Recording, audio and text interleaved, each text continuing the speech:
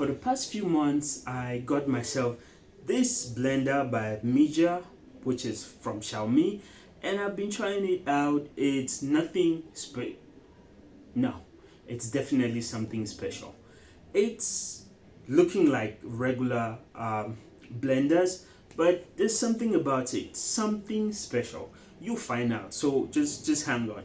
This thing is a monster. It's pretty heavy. It's almost 5 kg. It's heavy, and this is the mug, and this is where the motor is. Quite heavy. Looks like a dumbbell. Sorry, feels like a dumbbell. This 1.6 liter jug, and this has a 1000 watt motor in it. Unfortunately, just like most things that I buy from Xiaomi, the Chinese version. Fortunately for me, there is Google Translate. So I use Google Translate to translate the menu, which you see is all in Chinese. But if you use the Mi Home app, you would be able to have the menu in English. So you can control it in an app, which I've already done with mine. It's already hooked up to the Mi Home app, just like most of my gadgets are.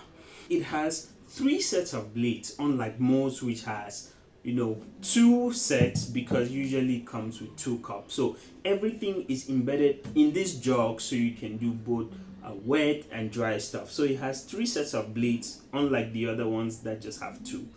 And if you look from its configuration beneath, guys, you'll notice there's something special that is not in other ones. You see these pins.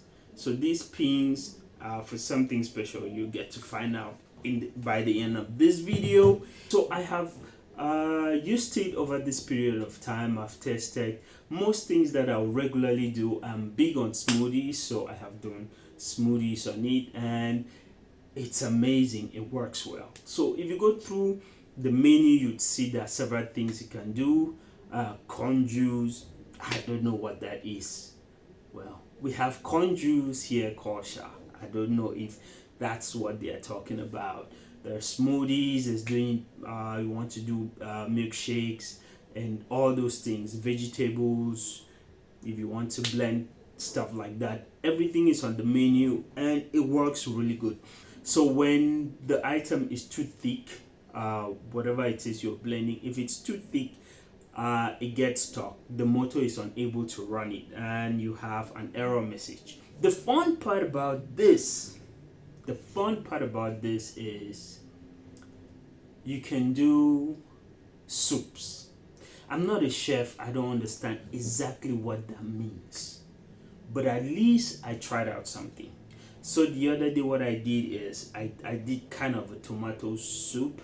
So I did everything: tomato, onions, green spices, everything, some seasoning, just everything. The only thing missing was the meat or the fish. Everything was in it. I put it, I blended it up, and then I did it as soup. And what that does is it heats this up till it bubbles. So that is set for like 35 minutes. So it bubbles. Basically, I guess that is just cooking, because after I took it out of the blender, I drank it. Matter of fact, I could just get some rice and eat it.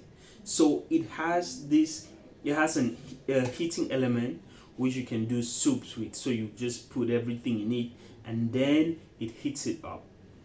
Matter of fact, it boils it. It boils the soup. So it was just ready to eat. And that is kind of weird for a blender. It's I've not seen a blender do that before. Well, maybe I've not used a lot of blenders. Maybe you have. Maybe you've already seen that, but this is the first time I am getting to use a blender with such a feature. If you don't want to use the app, you can just use it manually. So this is the button you use.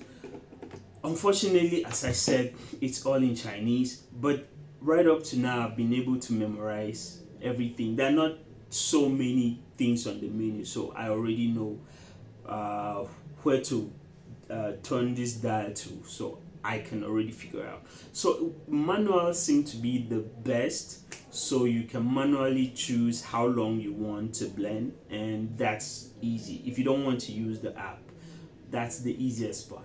Well, I guess that's for people who do very regular things like myself. I don't get to, not complicated things, just smoothie, or I'm doing jangsa, or I'm doing egusi, or I'm doing, very very regular things that we regularly cook, nothing out of this world.